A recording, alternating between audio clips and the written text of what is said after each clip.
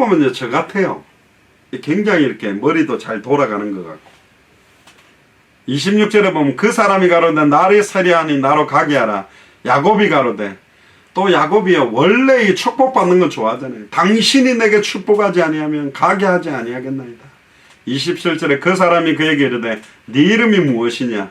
그가 가로되 야곱이니이다. 야곱하고 붙어서 씨름을 하는 형태로 나타난 것을 보서는 사람의 형태로 육체를 입고 나타난 거죠. 그 사람이 가로되 네 이름을 다시는 야곱이라 부를 것이 아니요 이스라엘이라 부를 것이니 이는 네가 하나님과 사람으로 더불어 겨루어 이겼습니다. 근데 원어 뜻을 보면 하나님을 이겼다라는 의미도 들어있지만 결국은 하나님의 언약을 나의 언약으로 붙들기 위해서 몸부림을 쳤다라는 의미로 봐야 됩니다. 진짜 하나님의 축복 아니면 나는 살 수 없습니다. 지금 내 가족도 다 죽게 됐고 내 자녀도 다 죽게 됐고 내 아내들도 다 죽게 됐고 모든 걸 다 잃어버리는 상황이니까 여기서 말하는 축복은 경제 축복이겠습니까? 좀 죽을 판인데 진짜 하나님 내가 가나안 땅 가야 될 이유에 대한 축복, 진짜 나를 통해서 하나님이 이루시려고 하는 언약에 대한 축복을 재확인하기를 원했던 것이 바로 약복강가입니다. 29절에 야곱이 청하여 가로되 당신의 이름을 구하소서. 그 사람이 가로되 어찌 내 이름을 묻느냐고 거기서 야곱에게 축복한지라. 그러니까 야곱에게도 정확한 하나님의 이름을 밝히지 않아요. 선명하게 하나님의 이름을 밝히는 것은 모세에게 나는 여호와다 그렇게 밝혀주는데요. 야곱이 그곳 이름을 브니엘이라 하였으니 내가 하나님과 대면하여 보았으나 내 생명이 보존되었다 함이더라. 브니엘이라는 말은 하나님의 얼굴, 하나님과 대면하여서 봤다 이런 의미인데요. 사람과 씨름을 했고 사람을 봤는데 뭐 하나님을 봤겠습니까? 살아있는 거로 봐서는 하나님을 볼 수도 없고 하나님을 본 자는 죽는다고 되어 있기 때문에 31절에 그가 브니엘을 지날 때에 해가 돋았고 그 환도뼈로 인하여 절었더라. 그러니까 실제로 두들겨 맞아가지고 환도뼈를 맞아가 쩔뚝쩔뚝하고 걸어가고 있는 거죠. 그 사람이 야곱의 환도뼈 큰 힘줄을 친 거로 이스라엘 사람이 지금까지 환도뼈 큰 힘줄을 먹지 아니하였더라. 자, 그리고 이제 마무리를 하겠습니다. 33장을 한번 펴보시면요. 창세기 33장 1절입니다. 야곱이 눈을 들어보니 에서가 400인을 거느리고 오는지라. 그 자식들을 나누어 레아와 라헬과 두 여종에게 맡기고 여종과 그 자식들은 앞에 두고 레아와 그 자식들은 다음에 두고 라헬과 요셉은 뒤에 두고. 그러니까 누구를 제일 사랑한지 서열이 나오죠. 여종을 앞에, 그러니까 비라와 실바 안에, 그 자식들은 앞에 두고 레아, 그래도 둘째, 원래는 라헬인 줄 알고 동침을 했다고 눈 떠보니까 레아인데 실제는 레아가 첫째 부인이지만 사랑하는 정도는 라헬이잖아요. 그러니까 라헬과 요셉은 맨 뒤에. 그러니까 비라와 실바는 죽어도 괜찮아. 레아까지 죽어도 괜찮아. 혹시 라헬이라도 살면. 그러니까 나중에 사실은 비라와 실바는 열받아야 돼요. 나도 그래도 아내인데 말이야.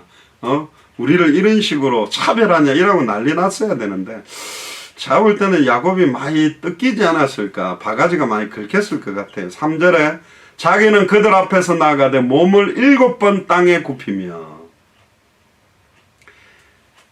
이제 3절에 보세요. 자기는 그들 앞에 나가죠. 이제 뒤에 숨어 있다가, 근데 나갈 때 어떻게 나갔을까요? 쩔뚝쩔뚝하고 두들겨 맞아가지고 나갔겠죠. 7번 땅에 굽히며. 얼마나 그 살고 싶은 생존의 욕구도 강하죠. 절대 나 좀 죽이지 마세요. 7번 전하며 그 형에 가까이 하니. 4절에 하나님이 바꾸십니다.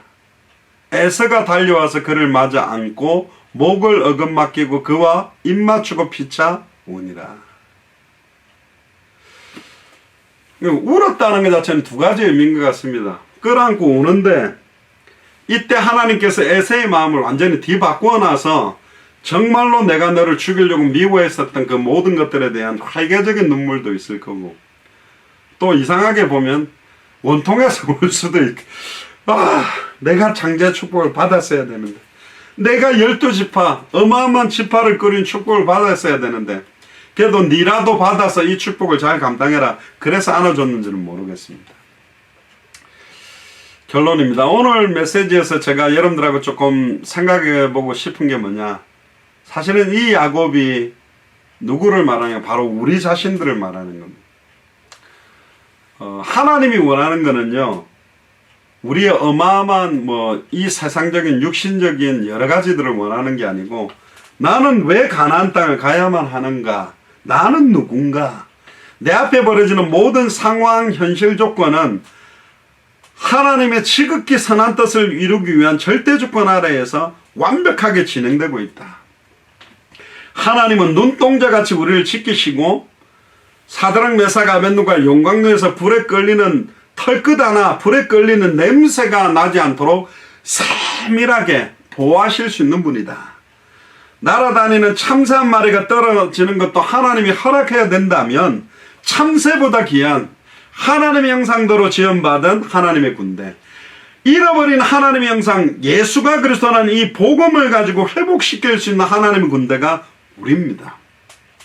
내 아내가 보고 있고, 내 남편이 보고 있고, 내 자녀들이 보고 있습니다. 하나님 앞에서, 그리스도 앞에서, 내 아내 앞에서, 내 자녀 앞에서 진짜 나는 인본주의 쓰고 있냐, 내 머리와 수단 방법을 가지고 어떤 상황들을 모면하기 위한 식으로 신앙생활을 하는 거냐, 진짜 하나님의 완전한 언약대로 일을 행하고 그걸 만들어 지어 성취하시는 완벽한 마태복음 24장 14절의 언약 성취 속에 내가 있다고 믿고 있느냐, 너희 속에 착한 일을 시작하시니까 그리스도의 날까지 이 일을 이루실 줄을 내가 확신한다고 유오디아와 순두개가 갈등하고 싸우는 빌립보 현장, 빌립보 교회를 보고 사도 바울은 그 확신을 고백했거든.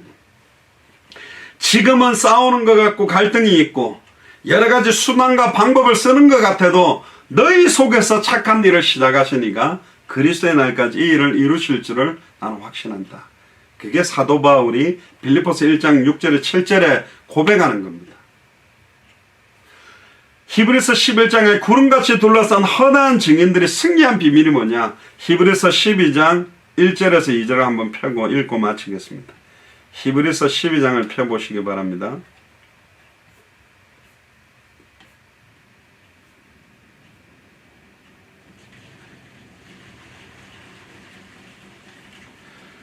(11장에) 보면 구약 성경에 나왔던 어마어마한 인물들을 예로 들면서 이러므로 우리에게 구름같이 둘러싼 허다한 증인들이 있으니, 야곱도 증인입니다. 구약시대에 나왔던 아브라함, 야곱, 이삭, 요셉 모든 언약의 대를 이어가는 그 허다한 증인들, 우리가 성경을 통해 봤잖아요. 모든 무거운 것과 얽매이기 쉬운 죄를 벗어버리고 우리를 무겁게 눌렀던 거, 얽매이기 쉽게 만들었고 내 발목을 잡았던 걸 빨리 벗어버려라. 인내로서 우리 앞에 당한 경주를 경주하며, 인내라는 말은 견뎌내야 될 일들이 많다. 계속 응답 축복 그렇게 가는 길은 아니다. 그러나 그게 잠시 이 땅에서 당하는 작은 환난에 경한 것이 장차 우리에게 올 영원한 영광과 비교할 수가 없기 때문에 키가 뭐냐, 2절입니다. 믿음의 주요 또 온전케 하시는 이인 예수를 바라보자. 믿음을 주시는 주인도 예수 그리스도, 나를 강하게 하고 굳게 하고 경고케 하시고 온전케 하시는 이도 예수 그리스도입니다. 그분만 바라봐라.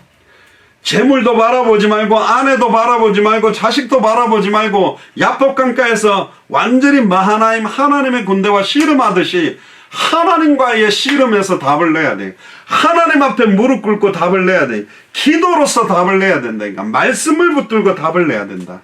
그 방법밖에 없다. 그는 그 앞에 있는 즐거움을 위하여 십자가를 참으시고 부끄러움을 개의치 아니하시더니 하나님 보좌 우편에 앉으셨다. 하늘 보좌 우편에 앉아 계시면서 모든 주권을 가지고 지금 우리 속에 역사하고 있습니다.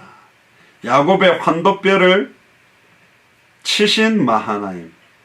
우리는 하나님의 군대입니다. 천군 천사와 다른 우리를 통해서만 전도에 미련한 것, 전도에 미련한 방법이란 말은 세상 사람들이 볼 땐 미련하죠. 훨씬 능력 있고 재벌들을 가지고 서울대 출신들을 가지고 아이비리그 출신들을 가지고 당대 생활을 한다면 기가 막힌 방법으로 하겠지만 그 방법을 택하지 않는다. 사람의 지혜가 필요 없다. 하나님은 전지전능하다. 사람의 능력이 필요 없다. 사람이 가지고 있는 거 가지고 하는 것이 아니에요. 다 내려놨고 진짜로 하나님의 군대로 쓰임받는 내가 하나님 앞에서 온전히 무릎을 꿇을 때 당대 세계문화는 완성되는 시간표가 다가오는 것입니다. 옆 사람에게 혼자 계시다면 스스로에게 이야기하세요. 나는 마하나임입니다.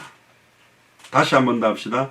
나는 하나님의 형상이 회복된 마하나임입니다.